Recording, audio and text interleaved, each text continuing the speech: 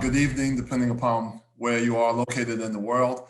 My name is Warren Harper. I lead the global sports and events industry practice for Marsh McLennan Insurance Brokers. Welcome to the second in a series, but the first webinar that we are co-hosting with the Global Esports Federation on esports athletes' health and wellness. The subtitle to this webinar is Managing Strategies for Prevention, Injury, and Recovery. I'm based in Atlanta, Georgia. So again, greetings to all. In thinking about the agenda and the subtitle, I just wanted to set the tone overall for this webinar. I think the information that's going to be shared and discussed during the next 90 minutes can broadly be fit within the realm of what we would call optimizing human performance. Optimizing human performance.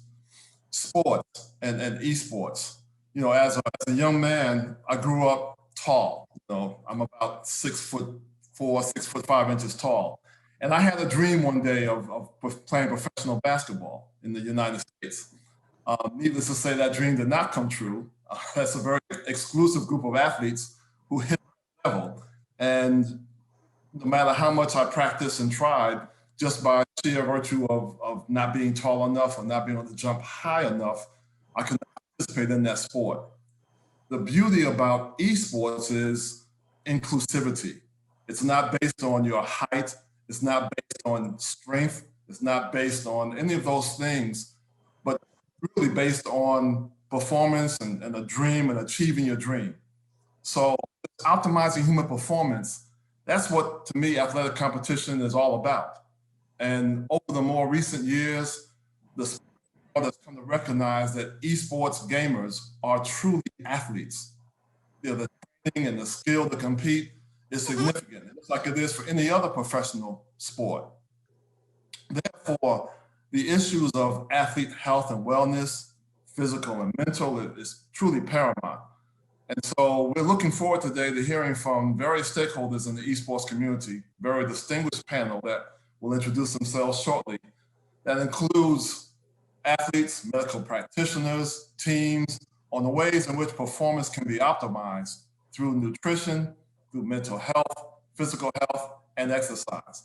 I will say that you see a panel before you. There are two additional panelists who are actually members of the team NCES out of France, who got vaccinated today for COVID-19. Congratulations to them. But they are stuck in the traffic jam in Marseille, in the south of France. So they'll be joining us as soon as they can. But with that, welcome to this webinar. I declare it officially open and convened, and we'll hand off to Dr. Melita Moore. Thank you very much. Mr. Harper, thank you very much for that warm welcome, and hello, everyone.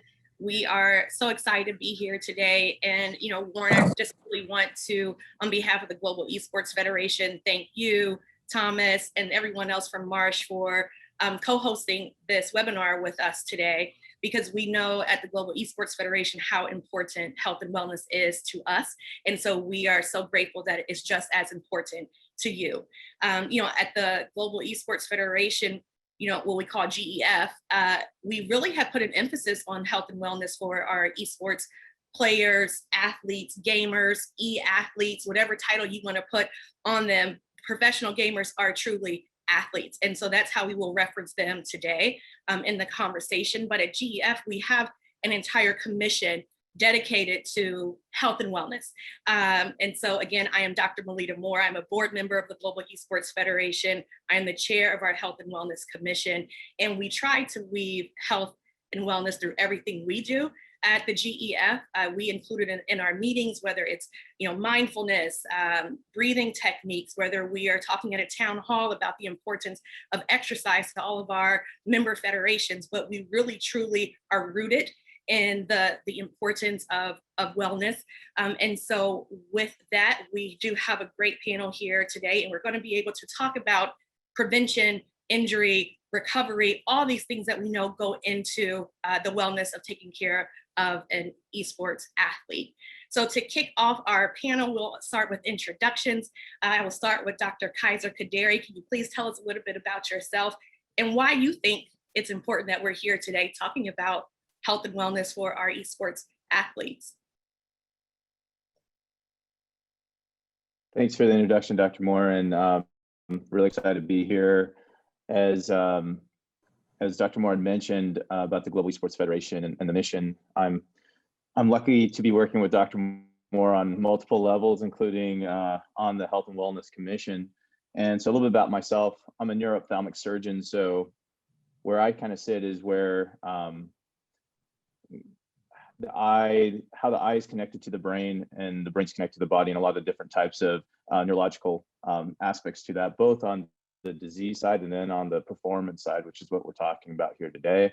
I do a lot in the technology space in regards to this, and I've been involved in gaming, not just playing it. I have an arcade and behind me, but so I'm pretty old school. But I've actually, from an entrepreneurial side, I've created video games that actually improve like both in traditional sports and in esports. I've worked with different groups across the area, including folks like Riot Games and NBA 2K. So being able to spend time with the athlete, going Dr. Moore was saying, and also what Warren was saying, Mr. Harper was saying a little bit earlier, is that, you know, when we think about athletes, we think about them as, doesn't matter if you're in front of a screen or if you're, you know, on the field or on the court, you're all athletes. And that's what I've been working with a special group. And what I want to do today, and as part of this panel, I think it's really exciting that we're all doing, is we're bringing attention to the fact that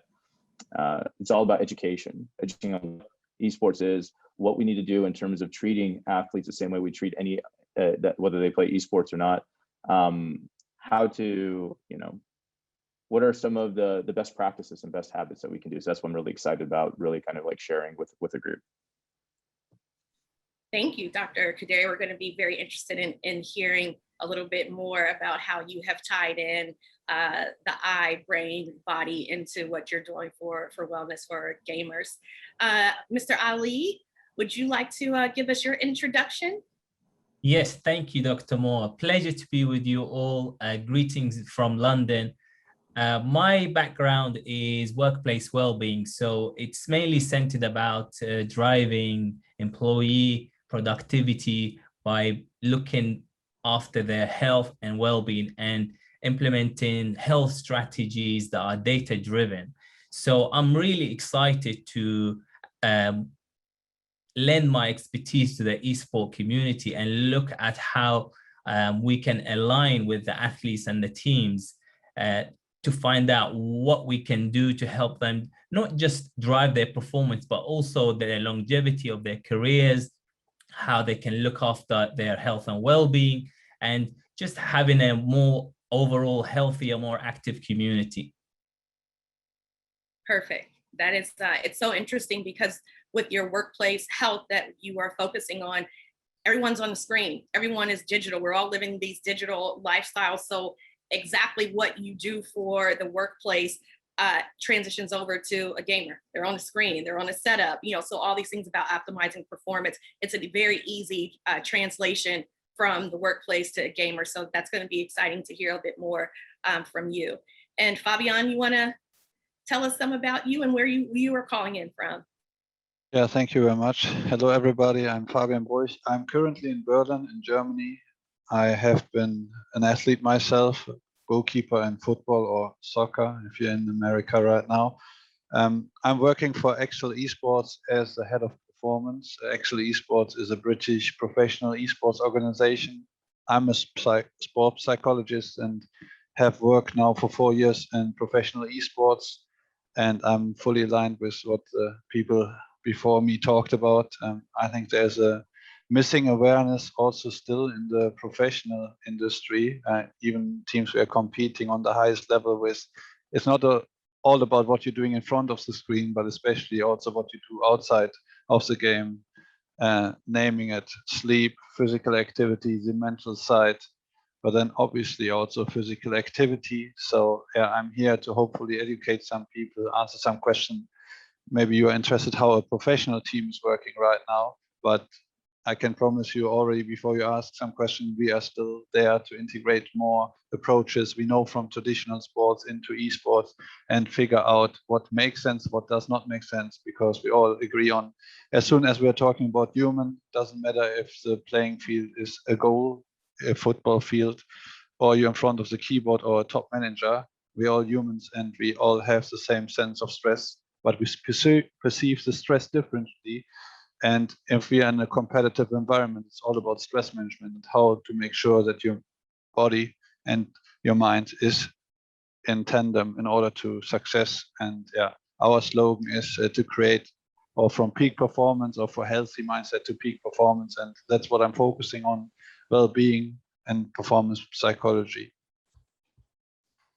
That is fantastic. It will be great to hear this, your perspective from being a traditional athlete now over into the esports space, as well as the mental health aspect from the sports psychology standpoint. That's always a very great conversation that we should have.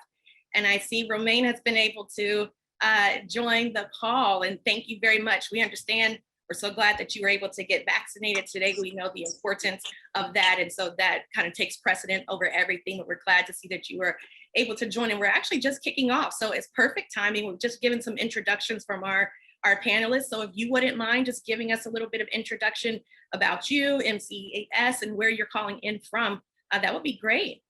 Yeah, okay. Really sorry for that. I was vaccinated this afternoon. Yes, my name is Romain Sombré. I'm the founder of MCES, a project in France, in the south of France, related to sport and esports. So we work, we have a professional team of esport players, and we are also managing academies with amateurs, amateur gamers, casual gamers, let's say. So we have some academies in France, and we are running a specific focus on sport and esport, how to create link and bridges between both industries at the performance level, medical level, but also at the marketing level and everything. So we are, let's say, connecting sport and esport in France and Europe.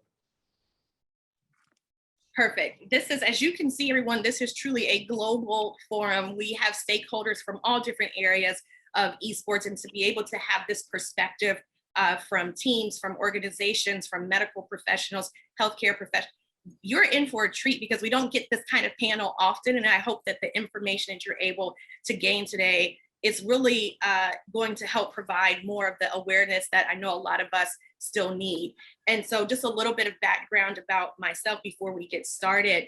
I am a sports medicine and esports medicine physician. So I've been taking care of traditional professional athletes for a decade now.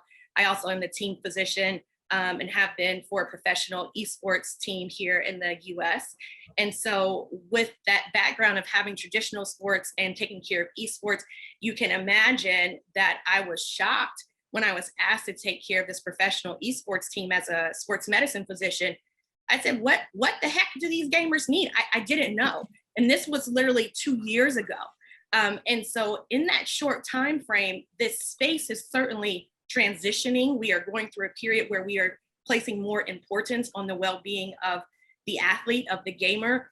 In traditional sports, it's all about the athlete and of course the game. But I feel like in esports, it's about the game and winning versus the actual player. We have to be able to protect our assets, which are the players, in order for them to continue to succeed and play well and win tournaments. So I'm glad that we're having this conversation today.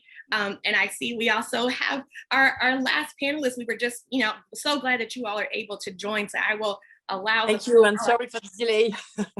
No, it's perfect. Go ahead and tell us about yourself and kind of some of the things that you're doing at MCES, just briefly, and then we'll get into some of the questions that we have. Okay, so Romain always said a lot of things. So my name is Sandra Sombre. Romain is my husband.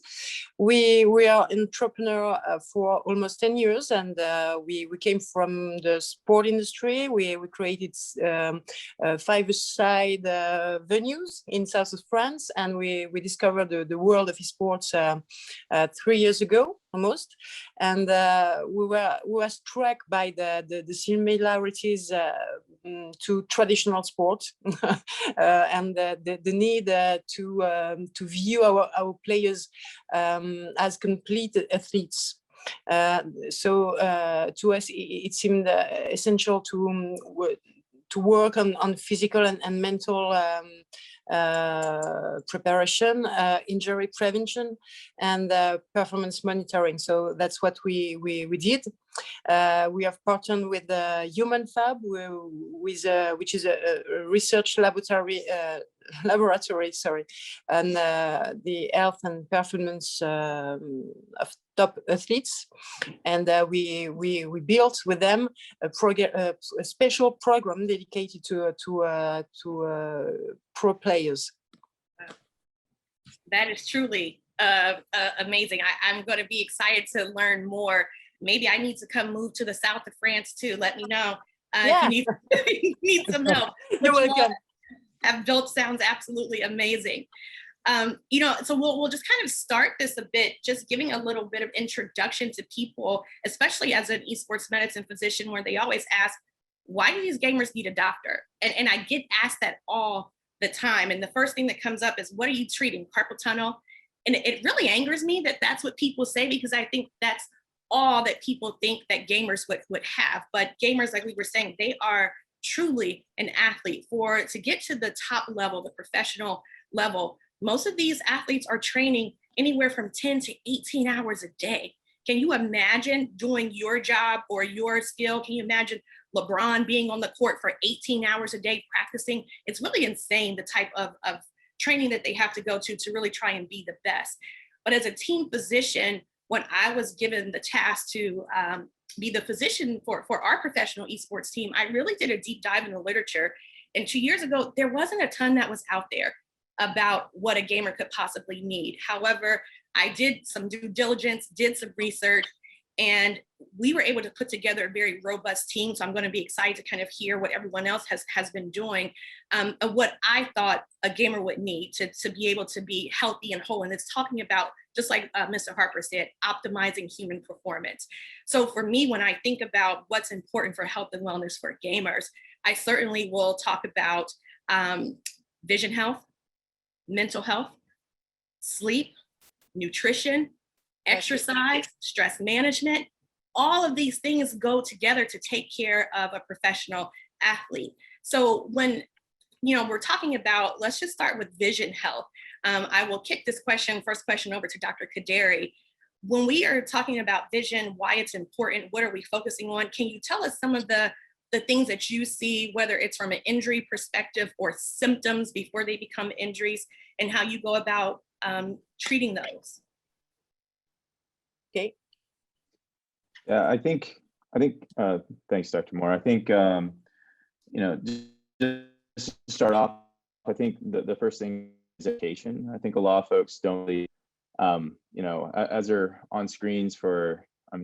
Just to give you some numbers, globally, all of us are in front of just average individuals in front of some screen, whether it's your mobile device or your computer. Anywhere between like 11 to 12 hours a day. So think of that as after days in front of some type of screen.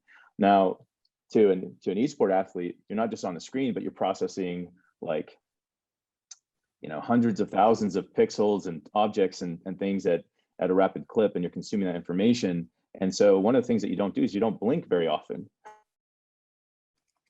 A lot of people don't think about their blinking. It actually, we blink, every few seconds. And when you don't do that, because you're concentrating on something, you develop a dryness or dry eyes. So, I kind of like make it kind of practical when I'm talking to athletes or giving talks or seminars with these groups, just to kind of explain in the context of what they do, that one, it's important to take breaks. So you might probably heard about this rule. It's kind of like it's a rule that we kind of came up because it's easy to remember, but the 20-20-20 rule, for every 20 minutes of screen time, you should take a 20-second break and look out 20 feet. A lot of people try to just close their eyes, or they feel a little bit strained or irritated. And that's not as helpful as actually resetting the eyes. And encourage that, when you're in front of the screen. So whether it's any of us, if we're casual gamers or if we're actually esport athletes, that's part of it. So, I kind of start off with basics. So, some of the things that we typically see is that we see folks that will have dry eyes. So they talk about having excessive tearing or redness. But then we also have folks that, when your eyes get too dry, your eyelids start to blink uncontrollably. And I don't know if you've seen a lot of competitions, but at the end of the competition, you'll see some of the athletes where, they'll remove their headset and then they'll be blinking uncontrollably. And that's actually a big issue. That's basically the dryness is becoming such a problem that's now becoming chronic. There's other things in terms of eye strain and the development to headaches and migraines and light sensitivity. So these are just, so the first part is education. And then, I could talk for the next like 30, 40 minutes on this. So I do not want to like over answer this question. So you can stop me at any time. But, the first part is education. The second part is what do you do? And there's quite a few athletes that have been retired because things related to chronic like eye health issues. And what I hope over of this panel and this discussion is just being able to kind of explain some of the things that you can do to help prevent that. And there's a lot of research. So as Dr. Moore said 2 years ago, there wasn't a lot going on in terms of really understanding much about esport and esport athletes and what their needs are. And what's funny is I've been in this sports and video games and esports. I've been doing this for 16 years, starting off on the traditional side. And as I've kind of seen the evolution and on the esports side, there hasn't been a lot of research. But what's exciting in the last 2 years, there's been a ton of research going on in this area.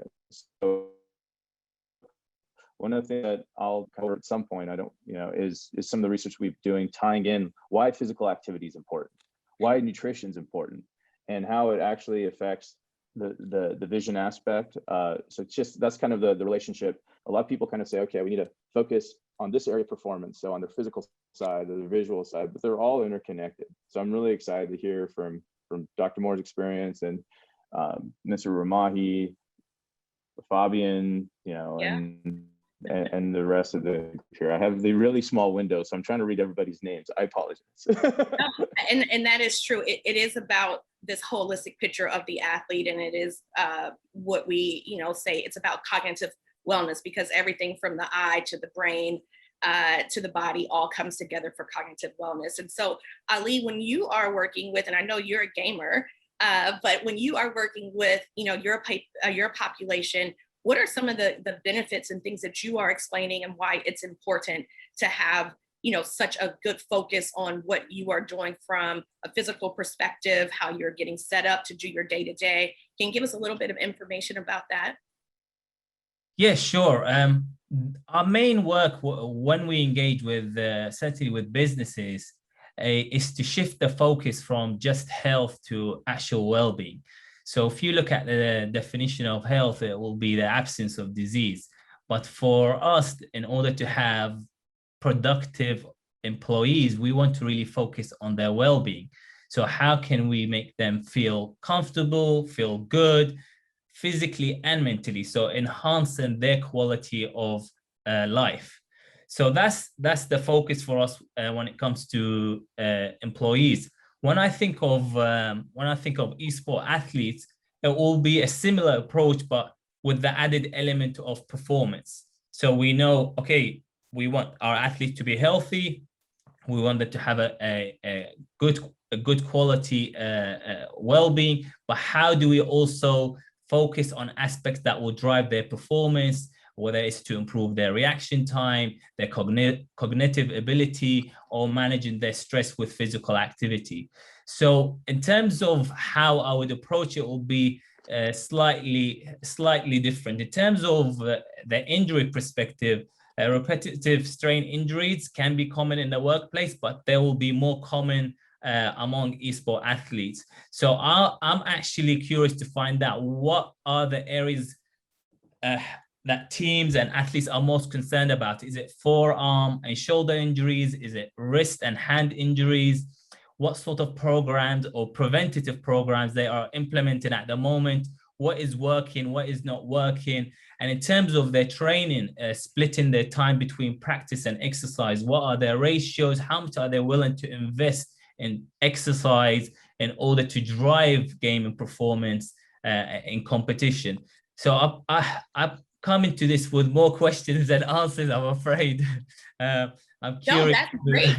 No, exactly. Those are To the learn.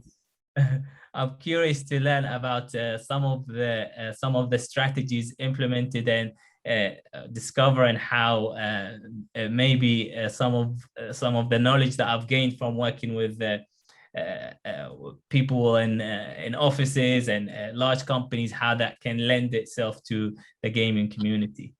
Absolutely. And those are the questions we want to have answered too, which is why we have this very robust panel coming from different areas, because it is like you were saying before, and when you and I were talking previously, it's about the discovery and then learning the pain points to make sure that from the health side, we are addressing the needs from the team and from the athletes, and making sure that there's a conversation. It's not one way. And so, Fabian, I know you're going to wear several hats on this panel from a sports psychology perspective, but as a head of performance, can you tell us a bit about how this all kind of goes into how you're treating your athletes and your professional team that you work with? Yeah, really good question. I had the same experience as you have had 2 years ago, 4 years ago, because I was a sports psychologist and a former teammate was the CGO or CEO. In esports, is the CGO, the Chief Gaming Officer. That Fabian, you were in America and you have been when you were young, away from home. Now, sports psychology in esports, does that work? I said, to be honest, I did not know. So we started to working on those things. Now, if we think about traditional athletes, there are academies, there are coaches who have a license. If you are a good player in esports right now, you are playing from home, and then if you're really good, you get into the professional team. There is no coach, there is no community, no role clarification. And now you can imagine there's a guy coming from traditional sports, is not a pro player himself, and tells them, okay, you're on the pro level now. And guess what? You have a lot of things you can do inside of the computer or in front of the screen, but to get on a different level, you actually don't have to play more the game, less the game, more smart, and do stuff about sleep, nutrition, and actually basically educate them about I would call it the school of life. Who am I? What am I supposed to do as a human being? What does it mean to be active, having energy? And what does it actually mean to go on the computer? It doesn't mean to play 30 games a day and get maybe something out of 5 of them. It's about periodization. Now, when we think about, let's say, like every one of us, I think I could talk 2 hours about those things. But what's really important is that people don't have the awareness that they are a weapon system and they are an athlete, and they consider themselves as an athlete. We are not athletes, we are video gamers. We just like to play video games. But what they don't understand is to be able to perform on the highest level in the most stressful environment for a long time without having big drops in performance, have a solid baseline, you have to have some structure. Now, they don't have a structure. When you compare traditional sports athlete to esports athletes, there's a major difference. The personality, you see there's a lot more extroverts in traditional sports than in esports. What does it mean? They like to be in their comfort zone. Now if someone comes to them and say, your life schedule has to be changed quite rapidly and quite frequently, because otherwise we are getting injuries. Otherwise we become unhealthy. Otherwise we preventing ourselves from playing until the end of 20s. So yeah, you can imagine that when I meet them, if I'm lucky, they view me on a neutral basis, but let's say 9 out of 10 players don't like me in the first place. And then it's about to figuring out what do you work with them on the first place. Now I'm a sports psychologist. If we agree you have to get better focus over time, even though we agree on things, we create some structures, they still have to execute this. So therefore, I always start on sleep, because usually 8 out of 10 players have major issues to fall asleep, which makes sense because their brain is still in a loop when they're going from the screen straight to the bed. And if we're working on some hygiene, sleep hygiene, if they do this, the body and the mind directly gets a positive reinforcement. And then I have the foot in the door, and then I work on the different aspects. Now, long story short, of course, there is so much you have to work on because, like I mentioned, the structure is not there yet. There's no, or not so many academies right now. There's no coaching licenses, and the former players are becoming coaches, and they're also just focusing on the game. But we can't, like, it's as simple as this. No human being is able to perform, like I said, 18 hours on a high level. So it's a lot about educating, understanding what the capacities are, and why sometimes breaks are really important, and so on. So I hope that was not too much of all kind of information, but obviously maybe we go later more specific into things. But yeah, I would say it's a day in a jungle when you come to the office, because you actually don't know what you see, and there's so many different things where you can support these players on. No, that was perfect information, and the players might not like you when they first meet you, but we do. So we like you, and we want to hear about the school of life that you are educating these athletes on. And so, Roman, I just, with you, what you all are doing at MCES, I just want to hear a bit about how you guys have approached health and wellness, and and I also know that you have a team that's going to be competing in the Olympic virtual tours. If you could give us a little bit of information about that, and are those athletes training any differently than anyone else that you've been working with? So I'm just curious to know, what have you all done in this space? Yeah, I'm really online with what Fabian say on most of the point he highlighted with the players. When we arrived on the esports market 3 years ago, more or less, we had very big ideas about the way we would work on the performance, the nutrition, everything, etc. But we discovered that the ecosystem globally is not mature, and when a player is becoming professional, he didn't get into the traditional process of sports. He didn't get in any club. He didn't have any coaches. He didn't have any structure. So the first step was to work on the planning. Very simple things. The weekly planning, two sessions of sports per week, and little by little we introduced the sports, which was the first major change we introduced in the team. And to be honest, exactly as Fabian said, it was not easy, because most of the players we had were introverted people that were staying at home on their room during 12 days a day, etc. 12 hours a day, sorry. And so you have to manage that first before thinking about how to improve the performance, how to work on the mental health, etc. And little by little, and another point very important is that depending on the game, depending on the esport you are playing, if you play League of Legends, it's very well organized. So you play on Tuesday, Wednesday, and then you play the week after. But if you play on Counter-Strike, for example, you have competition everywhere in the world at any time. If you play on Fortnite, you can play 16 hours a day at competitive level, at professional level. So the publisher have a very big responsibility also, because if they don't do anything on the organization of the competition and all the planning, the yearly planning, the yearly competitive plan, let's say, it's very difficult for us, for the team, to manage the planning of the players. So we also have a very big point. And now, little by little, we are working on the mental health psychologists. We have people dedicated to speak with our players, not as a manager, not as a coach, really speak with them, because most of the profiles we have are people that are not really confident on them. So we are doing something on that. And to be honest, because I think we have to be honest. For example, nutrition, it's something that is, for us, it seems useless at this time. It's important. It's always good for the marketing. It's good to say, good to show, but we are not at this level of interest around nutrition, for example. We do things, but yes, that's my point. I think it's great that you mentioned you started with the performance piece and getting sports in there, traditional sport. What we know is that exercise is medicine.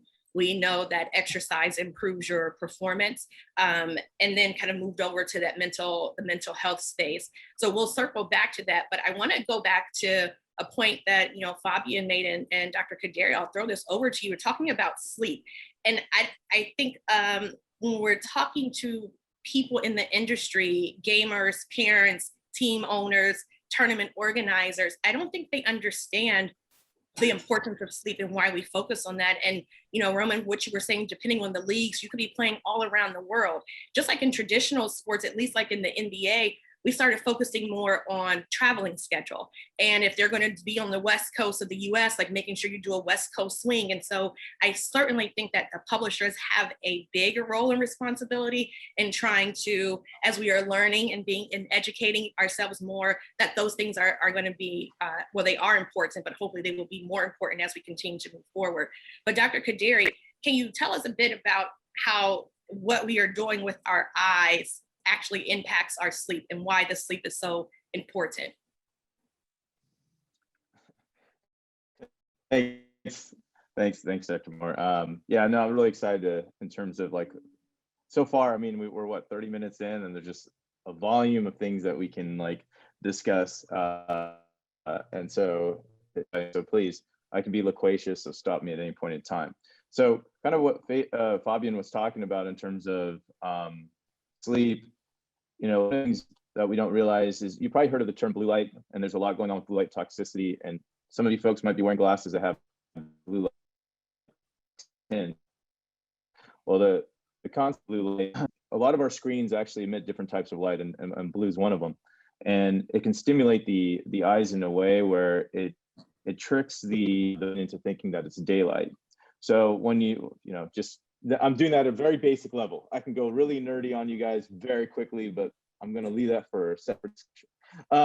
But that's kind of it in a nutshell. So that can really trigger kind of what Fabian was saying, is that, you know, the mind processing. So just, you know, if you're okay, I've gamed for 18 hours and then I'm just going to fall asleep, the mind's still moving. And part of that also from a physiologic standpoint with blue light. So I think, again, I was into the education part. And one of the things I just kind of want to touch upon, which is kind of interesting that you mentioned, Dr. Moore, and also I think Ron mentioned as well, was travel schedules and also just timing, because yeah, I think that's becoming more top of mind.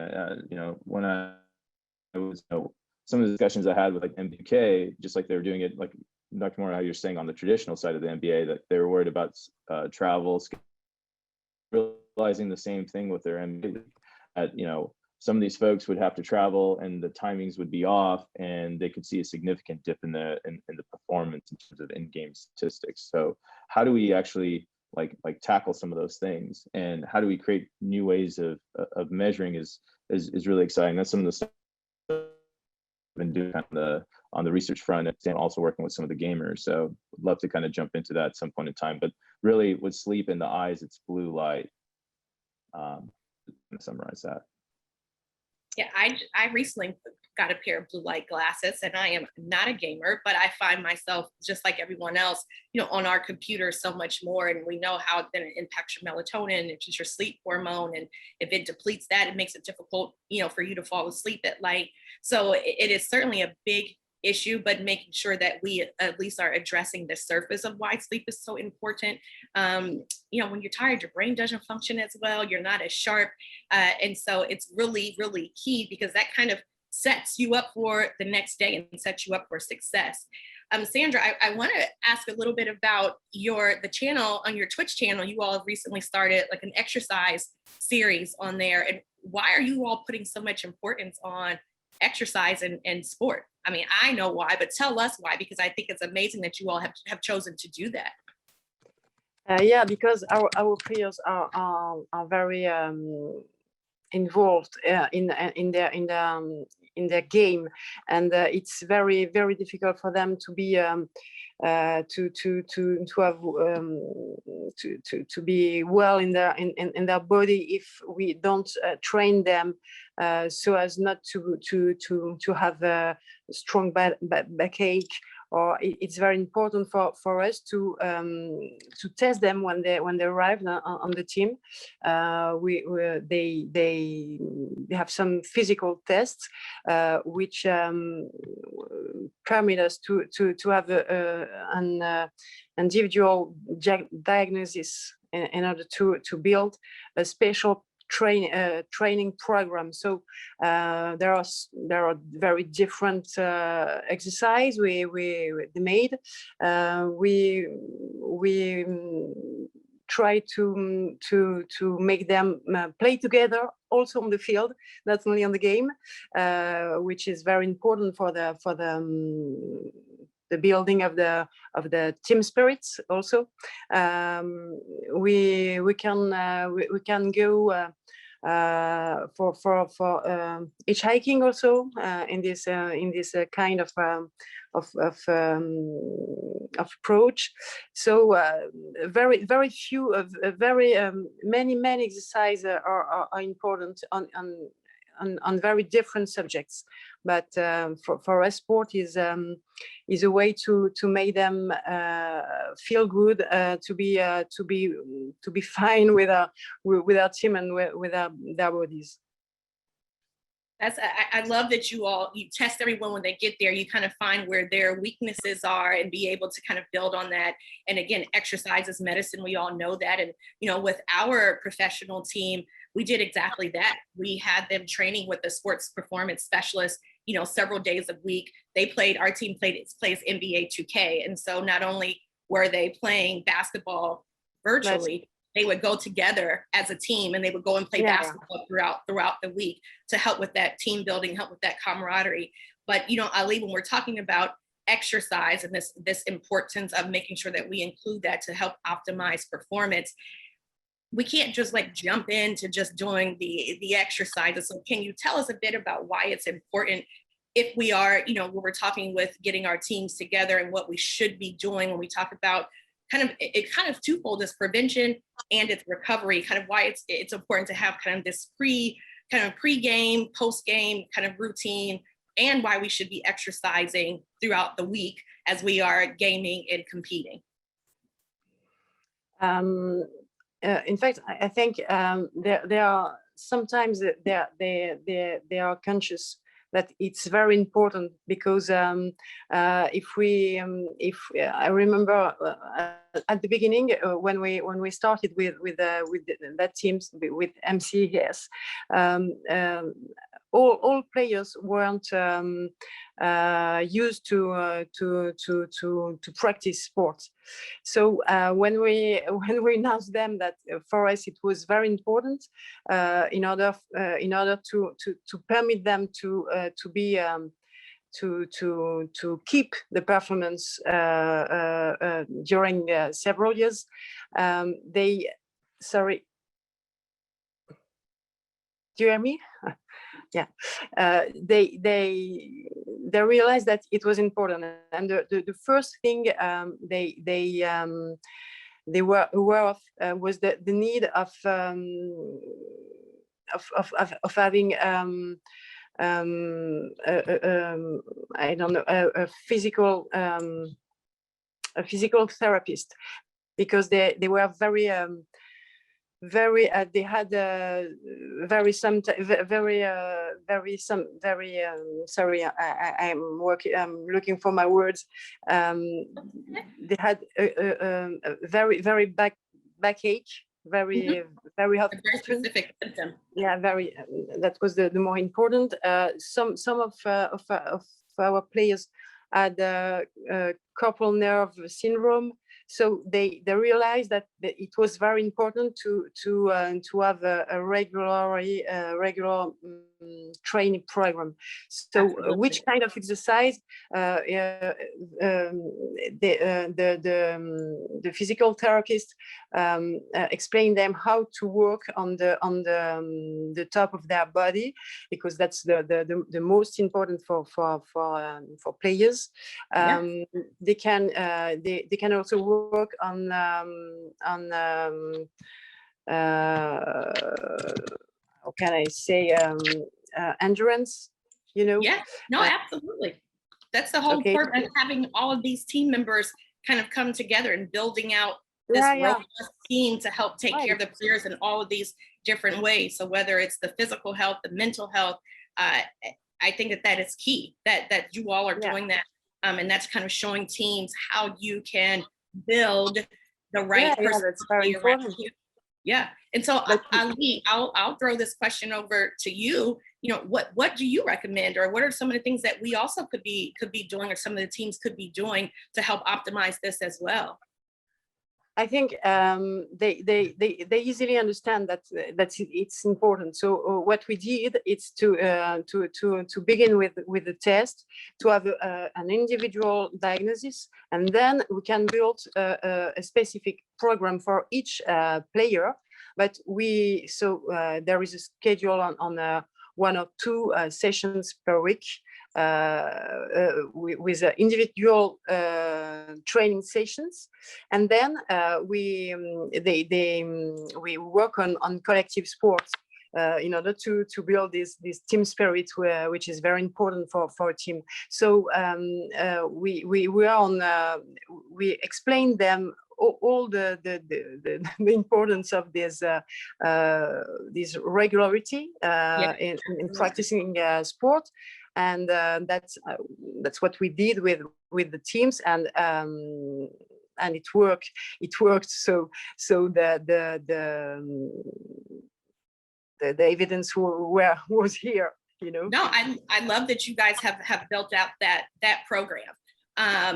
You know, I think, Ali, when we were talking about kind of what you're doing, I do want to be able to hear, Ali, a little bit about what else we can be doing and building on, and why it is so important. So what are you doing with there in London and with Kaizen Health? And tell us a little bit more. Sorry, with what? Oh, I'm just throwing the question over to Ali. Okay. Thank you. I think the main thing from my perspective is the athlete buy-in. So the main priority, and this works even with general population, is they need to understand the importance of why they're doing the physical activity. And from an athlete, an esport athlete's perspective, they need to understand, and if they're not aware, that this will have a direct impact on their performance. At the end of the day, they want to be the best players in whatever game they're playing, whether it's Fortnite, Call of Duty. So in order for them to buy into the physical activity, they need to understand that by doing whatever's prescribed. And there are guidelines for 5 to 19-year-olds. You can do up to 60 minutes of physical activity every day. You can obviously tailor it to each individual. And if you want to include injury prevention, reflex exercises, wrist exercises, because of course a lot of mouse movement, that's all very easy. But the main thing is, how do you get the players to actually want to do these physical programs? How do you actually get them to be engaged and understand that by doing these exercises, they will actually improve their reaction time, and that might give them the edge in competition. If you get them to believe in it, and they can actually see that. I have a 14-year-old nephew, and I tried to convince him to work out because he's obsessed with Fortnite. So I struck a deal with him. I said to him, why don't you, I like something called habit stacking, where you combine 2 regular activities. So he comes back from school. I told him, why don't you do your exercise, have your dinner, do your homework, and then do your play your game, and see how it helps you with your gaming. Are you less angry when you lose? Do you feel that your concentration is better? Let's have a little experiment. So I tried to engage with him, get him involved in the process, rather than telling him, do physical activity. Physical activity is good for your concentration. That approach, the sort of just direct prescription approach from both the general population perspective and gamers, I think this is where there's probably overlap, because with traditional sport, you have to sometimes stop the athletes from overtraining. They're so eager to work out. Esports, there is some overlap with the general population in the sense that they want to, of course, play their game and excel at their game, but because the activity is sedentary, obviously the stress levels are high, but it's still sedentary. So how do you convince them to see the benefits of physical activity, so over the long term they can actually reap the rewards from doing it? I love that you said habit stacking. I've not heard that before, but I think that's a very key takeaway, this habit stacking, so that you can start to do these things to see what your outcome is going to be. And player buy-in is so huge. And a gamer doesn't really quite understand, because we don't have this pipeline traditionally in esports, this pipeline like we do in sport, where you start at a very young age and you come up through the ranks with this path to pro kind of concept. So athlete buy-in is certainly key, because when they can see that they're performing better, then yeah, I'm going to go ahead and do my 10 squats and my 10 push-ups and everything else I'm told to do. But Fabian, talking about athlete buy-in, I want you to put your sports psychology hat on for this question, because when we talk about mental health, and this is Mental Health Awareness Month, sometimes it is stigmatized, and certainly in the esports community, it can have that kind of feel. But from a sports psychologist standpoint, what are you doing with your professional athletes, and why is it important that the mental health piece is really a big area of focus? Yeah, I think all the things we mentioned before are having heavily an impact on the mental health. It's about having a human healthy lifestyle. And that means, like, if we get really back to where we're coming from the evolution, we know that we are out of the nature, and now guess what? We are all can look around the room, and everything we are seeing, we had to learn at one point. So basically, we are in an environment that is not as it has been before. We are made to move. We are not made to sit.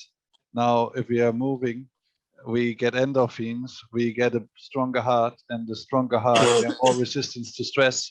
And if we have more resistance to stress, we have a longer concentration over time. So there's a lot of important factors, because we're talking about injuries, prevention, and so on. So I think it always comes back to, what are you currently doing and what could you be doing? In the end, it's all about buy-in, but buy-in is as much as complex as performances. It's an extremely sensitive topic, because it's so hard to work on the performance, and so easy to kill a relationship. Now, what's really important is that we have to understand there are different personalities. You either have a student who says, Fabian, tell me, I just believe you, I'm gonna do it. The other one, he is extremely smart, he wants to be logical. Okay, you have to explain me, and I asked you until you can't answer the question anymore. Sometimes you have to lead by example. How can you talk about those things while not executing on them? And I think sleep and mental health is a big part, and having blue light or screen time after 10 p.m., we know it leads to a higher depression rate. So being in front of the monitor, sitting a lot more, has an implication of having a higher likelihood of getting mental issues. Now, what's really important is when you're working with athletes is, if you ask them 100% is the optimal gamer, how much are you inside of the game? They would tell you it's 90%. I say, okay, it's rather difficult to get 10% better. What do you think about sleep? I think it's shit, maybe 10%, okay. About food, 20, I think I'm all right, but I'm feeling lacking energy. So you figure out that they're around 10 to 30% on other areas. You want to focus on this. And this has a lot to do with the mental health, because right now, if you're a professional athlete, you're coming from your children's room to the spotlight, you're going to an environment, and not all teams are as lucky as have any kind of us heads. We are talking to each other in those teams. They are not only having to perform, they're having extremely unhealthy lifestyle. They are having to stop at 25 because no one is caring about them. And now you're not performing well. You can imagine on social media, the fans are similar in a not best mental state, and they're extremely toxic and even increase the stress on them. So it's about understanding, who am I? What am I in control of internally? And everything external, I can't really control. And I think it's about self-worth, self-esteem, and understanding, who am I? And what I have a big problem is, let's say we have 5 players, and one of his, when you are with teams, they have an in-game name. It's not like traditional athletes. Now, you can't, like, I will never talk to them as an in-game name. I always tell them the right name. It's Felix or Patrick, or then I'm not saying Christ or Nukdog or whatsoever, because they see themselves just as a gamer, because they like to be in a comfort zone. and they are in comfort zone when they can deal with situations. The problem is they can mostly deal with situations inside of the game, but not outside of the game in social interactions. So it's really important for me to distinguish and say, part of your life is playing video games, and it's nice and you make your living, but this is not who you are. To separate themselves from the character or identity they have, but also focusing on what are hobbies outside of the game to get them actually away from the computer, and having also a contact to their families, because as you know, if you're really young and you're going from, we are in all different countries, but we have 5 players. We are in Berlin. We are playing in the top league, top 10 teams in Europe. We have a guy from Czech Republic, actually 2 now. We have a guy from Sweden, from Norway. They're all not really natives as well. It's a different language, all of the same thing. So mental health is so vague. And like you said, when people come to you as a sports psychologist, they come to you to solve it for them. But people don't realize that the solution is in the athlete themselves. And you as a sports psychologist realize what their issue is. But now if you tell me, Fabian, I want to get fit, I want to run a marathon, what would you do? Now my size is 12, so 46 shoe size. I would run, but their size is 9. You know what I mean? So because it's my solution, it doesn't mean it's their solution. So it's, I think, extremely important to actually listen nowadays, because we all know, Dr. Kadari said, everyone is 11 to 12 hours in front of the screen. We are touching more the keyboards than any human being. We don't have social interaction. Just someone who actually listens to you, and actually listens to you, active listening, and hears out what your problems are, and making sure that this broad way is becoming narrow and you're not going left, right, and can go forward. I think this is obviously a little bit philosophical, but that is my part, because in the end, mental health can come because you have improper nutrition, and because you have improper nutrition, you eat too heavy meals, you have bad sleep. Because of bad sleep, you have an emotional imbalance. Now it all stacks up. Whereas if we focus on the sleep, we have more energy. And if our sleep is good, we can start doing activity because we are not demotivated because we have to stop after 2 minutes. So it's, like I said, it's really interconnecting, and mental health is not just about what people think, and you don't work just with a sports psychologist because you have problems. You also can do goal setting and work and focus on your strengths. I stopped talking, I'm really sorry, but yeah, there is many aspects. They have a massive impact on well-being and the mental health. And of course, it's nice as a mental health awareness month, but it's every single day, every week of the year. It's extremely important, like with a lot of things, breast cancer awareness and all those things. So, but like you said, it's important that we walk the talk and not just talk the talk. And I think that's why esports is also a really good topic, because I have been in traditional sports and they shy away from this mental health topic. Absolutely. And in esports, we are relatively young and we don't have to do the same errors they have done before. Sorry. Yeah, no, we're helping to shift that narrative, and hopefully this conversation does the same thing. And I love your philosophical approach to it. You know, as a sports psychologist, I wouldn't expect anything different. That's a great way to approach it. But I want to pull out one of the things that you said about retirement for gamers. I don't think a lot of people know that, as you know, very different from your traditional athlete. With the esports athlete, the retirement age is around 22 to 24, and burnout is something that is so real. And whether burnout is from a mental perspective, whether burnout is because of an injury, and I don't think a lot of people understand that, but I do want to just make sure that we highlight, especially, you know, as the sports medicine physician here on the panel, all the things that we see that can potentially lead to this burnout. And when we are gaming and the athletes are grinding, that's what they call when they're really practicing, when they're grinding for 10 to 18 hours a day, all of the injuries that then come into my office that I then have to see. And what the research has shown is that gamers, they don't want to talk to a doctor, period.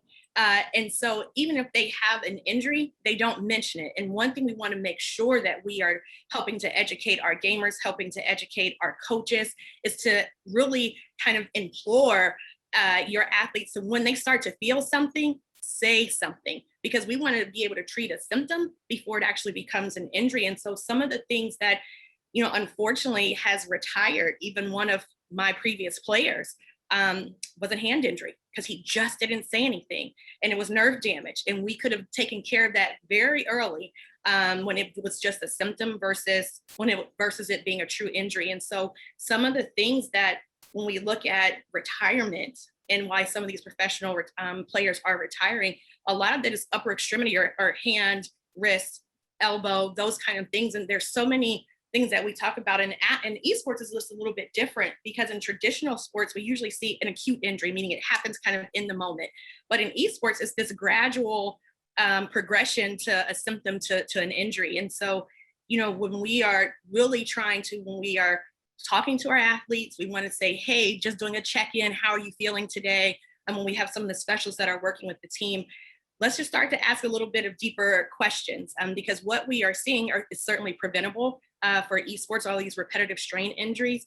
There's something called gamer's thumb that I don't know if people are aware of, or if you're not a gamer, it's also called selfie thumb, but it's just this kind of this continued motion with your thumb. And so you start to get some swelling and inflammation of the tendons that sit here. So gamer's thumb, there's gamer's wrist. So when you have these injuries on this outside part of your wrist from whether you're a PC player, so depending on what even title you play, that's why it's important to get to the granular details, and you have experts around your team that really know esports. So when you're talking about the grip, whether you're on a controller or you're talking about on a keyboard or a PC, which kind of key bind you're using, which means like what keys are you pressing. So certain games have different keys that you press, and that really can help lead you to identifying and talking to your athlete. Hey, are you starting to get anything that's going on here around your wrist, or a lot of elbow issues we are seeing, which is called mouse elbow, just because for a gaming mice, it's a little bigger and you have more, your wrist is kind of more into extension this way. So when people say, oh, is it just carpal tunnel? It certainly is far, far beyond that. And I think just from hearing today, we've already touched on some of these key highlights with mental health, vision health, the importance of exercise, the importance of proper nutrition, sleep, stress management. So we do look at these esports athletes holistically. And I think that it's just a very key takeaway. It's not just one person, MCS, they have a robust team that they have to work with their athletes. So that is the key point, is that it takes all of us. For our team, we had 12 healthcare professionals taking care of 6 athletes. But I think with the amount of work that these professional esports athletes are doing, they deserve to have that level of treatment. So I know we're at that point for the Q&A part of the panel, which really gets interesting because we get to hear from the audience. So let's see, I'm going to go through some questions. As a sports therapist myself, how do I work my way into esports when some of the teams, when some of the teams I have approached don't seem to yet see the importance of having a sports therapist? So Roman, I'm going to throw this question to you because you all are working with a physical therapist and other healthcare providers. As a sports therapist, how do I work my way into esports when some of the teams I have approached don't seem to see the importance of having a sports therapist? Tell us a bit about your experience and why you all do think it's important. Yeah, thank you. Just also something to come back on what Fabian say. The social media part is also very important in the global mental health of the players, because social media is really part of the not only the performance, but the players are really focused on the social media part. So I think you mentioned that, Fabian, and I just wanted to highlight the fact that it's also something you have to manage when you are having a professional team. To answer your question, Melita, yeah, I'm quite convinced that a sports specialist has to be within the team. I don't know how you can imagine to manage an esport team without people coming from sports. But we also have to adapt. For example, we have our sports director is a double gold medal in the Olympic Games in 2012 in London. Okay, he's a swimming champion called Yannick Agnel, very, very famous in France. And when we arrived all together, we said, okay, we're going to put some routines, some methods, some processes, etc., etc. But finally, you have to adapt to each team, not only to esport globally, but each scene, esports scene. You don't work the same way on League of Legends or Fortnite or Clash of Clans or FIFA, which are totally different in terms of rhythm, in terms of player player profile also. So yes, for me, it's absolutely necessary to have someone, people coming from sport, because sport industry is maybe 100 years history, and a lot of experience are coming from there. But there is also an effort to be made by the people coming from sports, not to apply exactly the same process than what they do in the traditional sport, because we don't have kids in front of us that are already considered as athletes. For example, in soccer, when you are Mbappe, you are Kylian Mbappe. At 18 years old, you are becoming a star, but you've been prepared to become a star. The problem is that in esports, you are in your room and then you become a star, and it's very quick. And you have to adapt all what you do because they are kids. And we need people from sport because there are a lot of experience, but needs to be adapted. That's a great response. I will throw this next question to Dr. Kaderi. Are there any ways of research or quantifying performance that we can relate to the amount of screen time or physical activity that we should be doing? Do you have any data or any research or a way to answer that question? Yeah, no, thanks, Melita.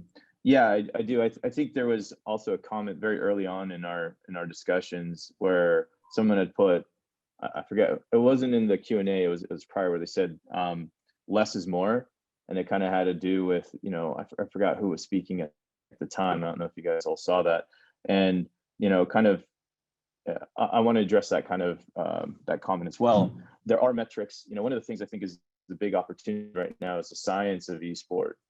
And there's a lot of publishers, and that's why I've worked quite closely with Riot Games on some of the research that are very interested in optimizing of players, whether they're professionals or just casual players, because the whole point is longevity. As we all kind of know, what you've mentioned, Dr. Moore, is when you're 22 or 24 and you have to retire from a sport, if it's in esports, it's a little bit different. You can't retire from life, and a lot of our work is digital, and a lot of everything that we do, entertainment and everything else, is digital. So when you have these folks that get debilitation, that's a huge problem. So to that effect, one of the things that we kind of looked at, there's a lot of in-game statistics in the way that you can identify a player's performance, but how do you understand their overall health and wellness and that kind of those types of metrics?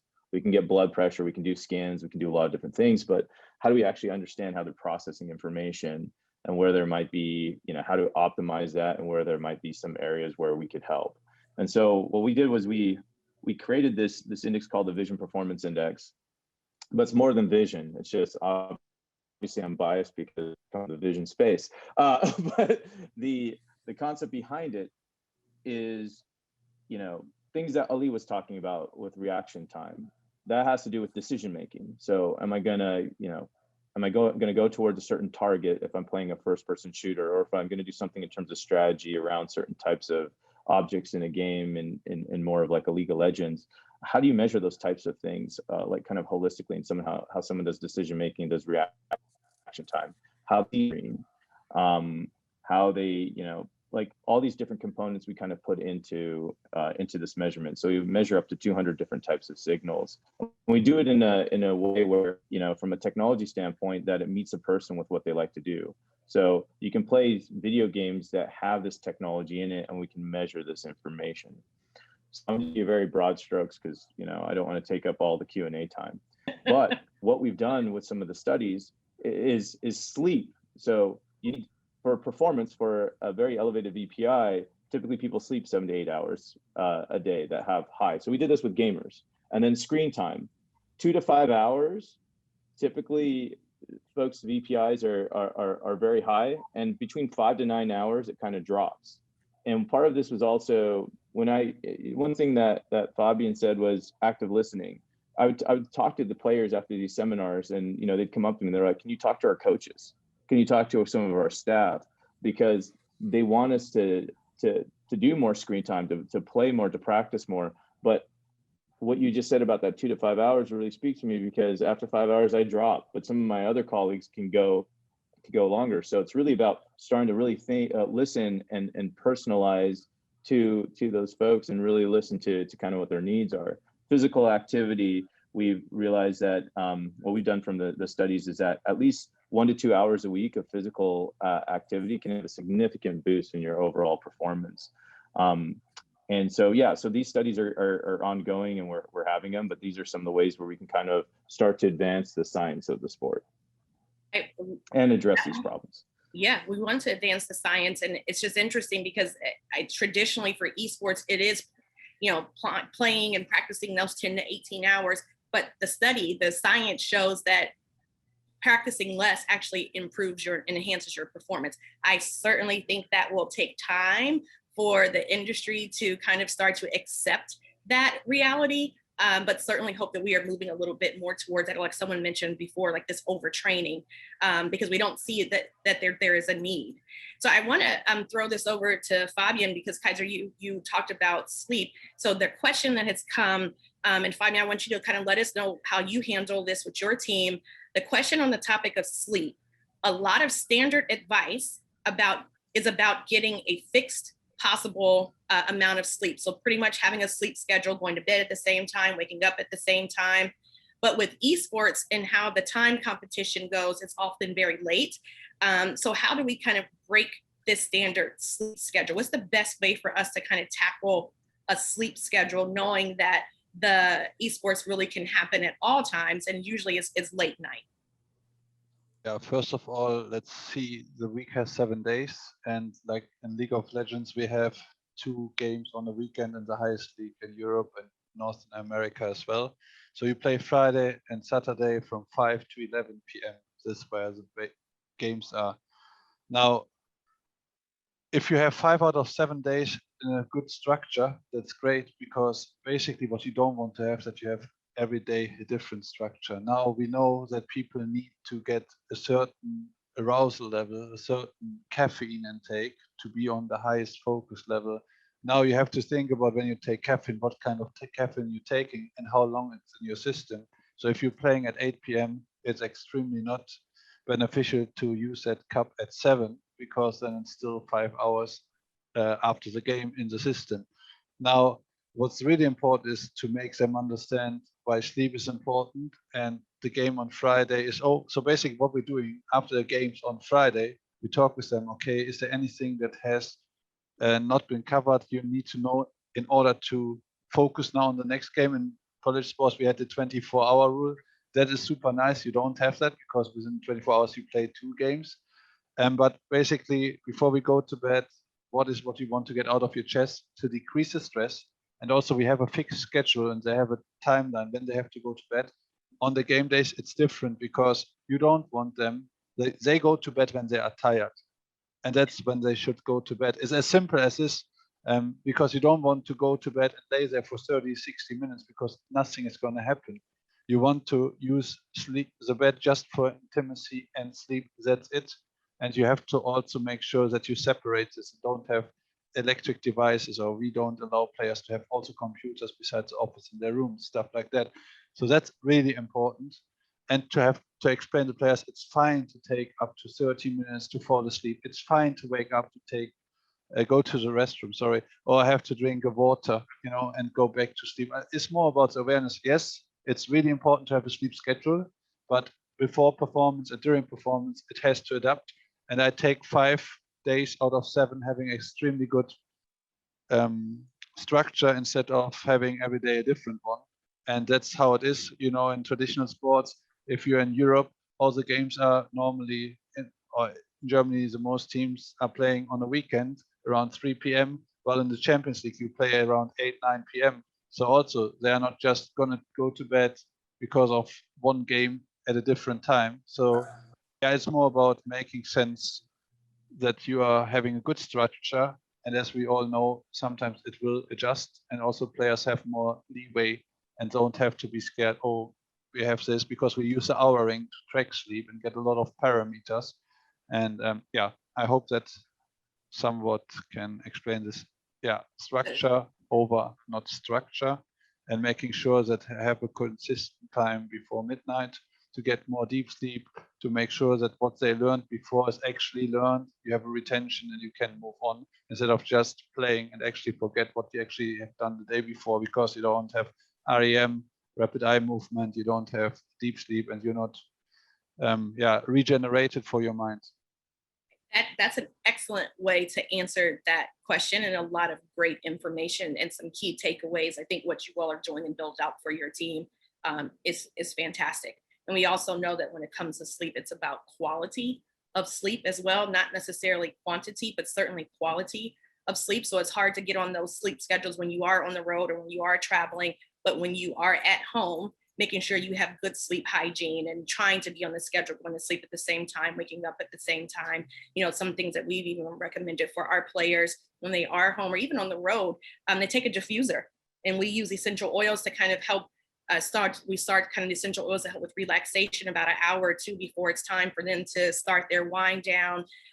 You know, these are just some key things that we can help to promote good sleep hygiene and still take them on the road as well. So thank you for answering that so detailed. Roman, I'm going to throw this question over to you.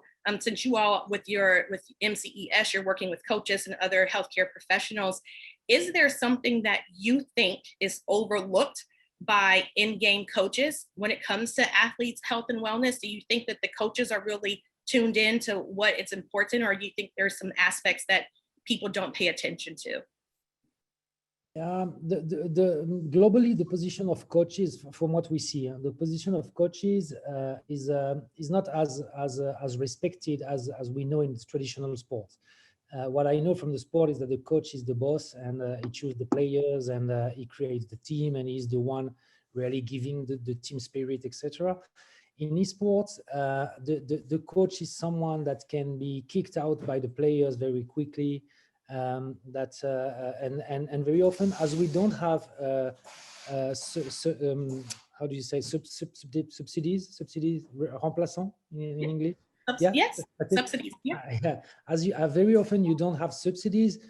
You have 5 players for five seats, and they are not really in a position, you know, as we have in sports, and you say, okay, you are not good this time. So just to explain that, first of all, the position of the coach is not a copy paste from the sport industry. It's for me, it's one of the weakness we have, and it's very, very difficult to find people that are really efficient, really able to manage the team, the group, etc.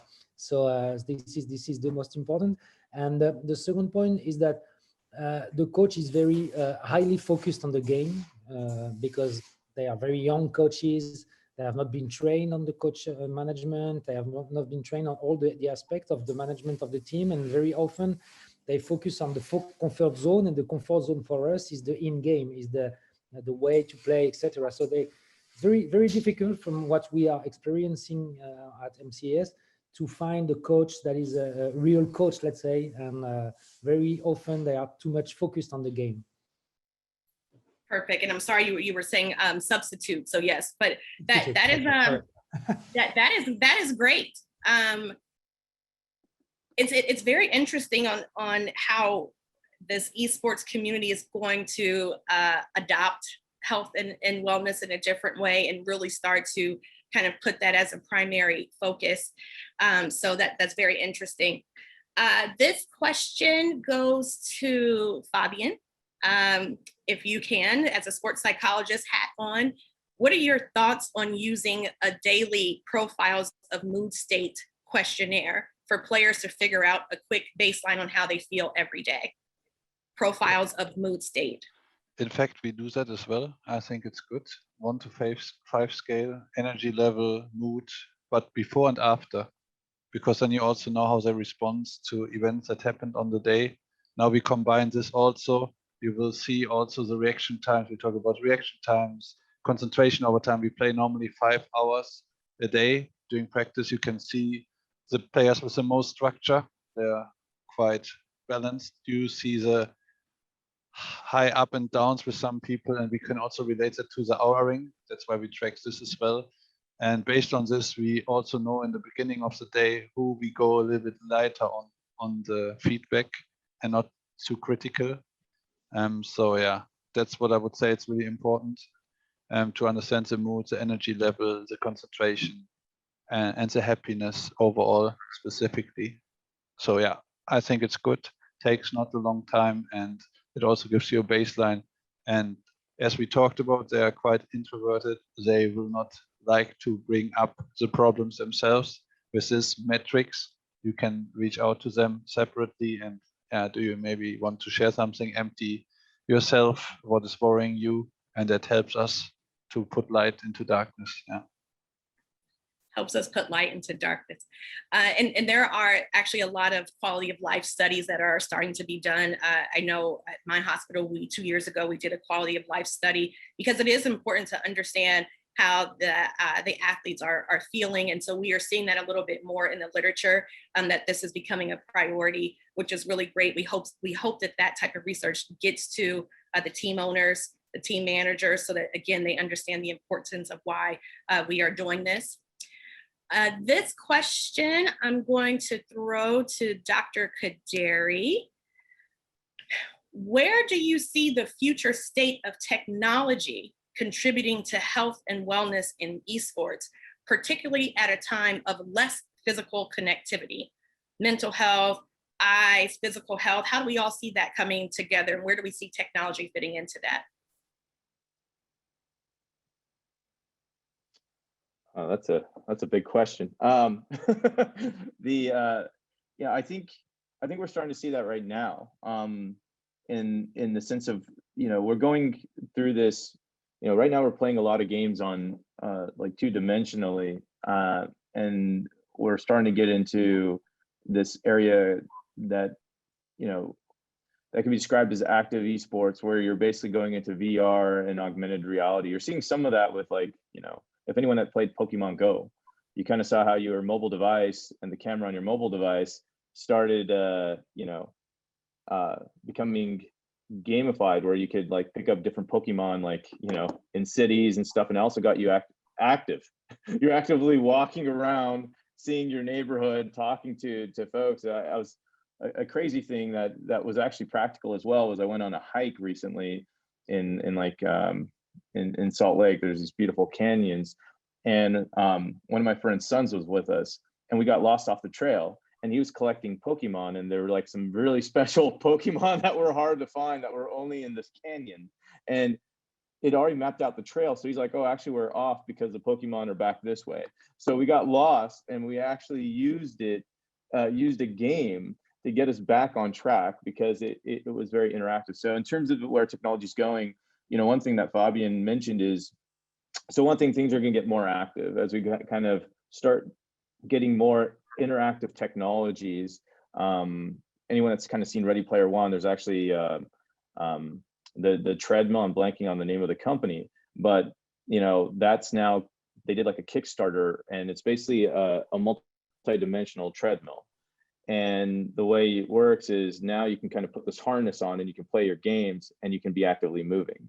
So these things aren't the future that we just watch in movies, they're actually happening.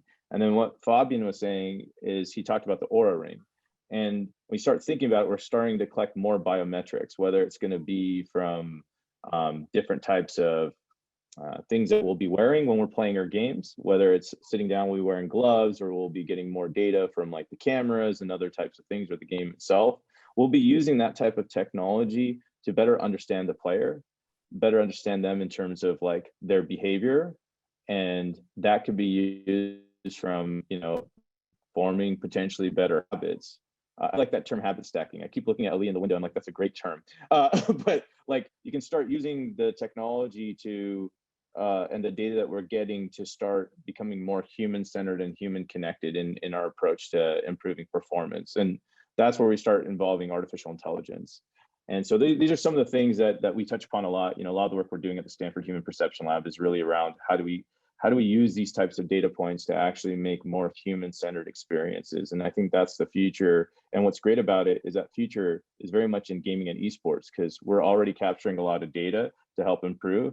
And I think we're in a very good position to help lead those efforts. So a lot of the folks here on this panel are already doing some of that. So again, I can talk forever about this, No, but I'm keeping myself short.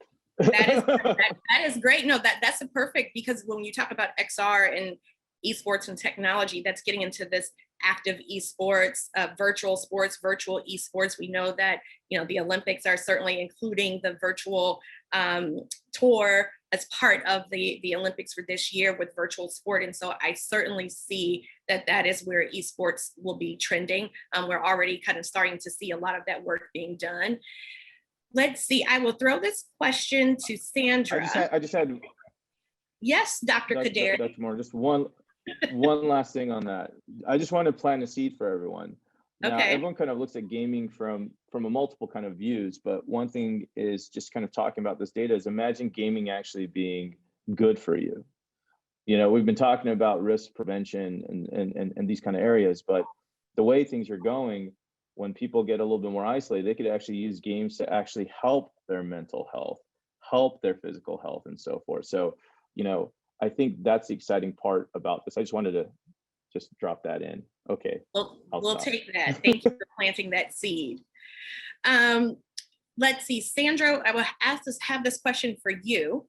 I am a performance nutritionist, and I would like to seek opportunities to work in esports and with esports teams, but how do I get in contact with managers? Any insight? So I know at MCES, you all have several healthcare providers working with you.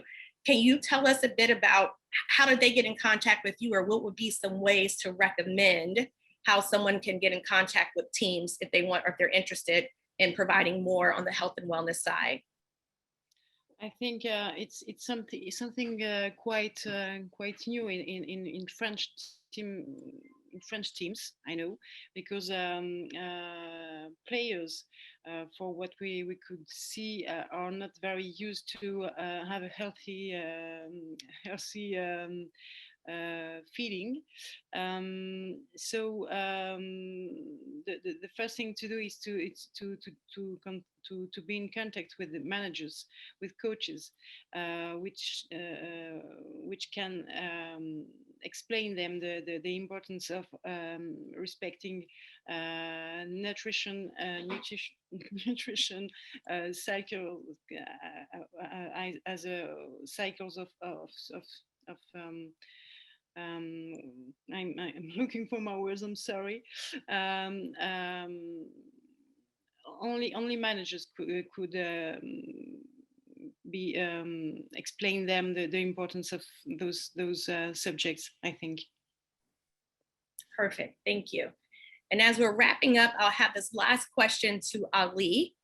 From a strength and conditioning perspective and performance perspective, what are some things that gamers can do for recovery?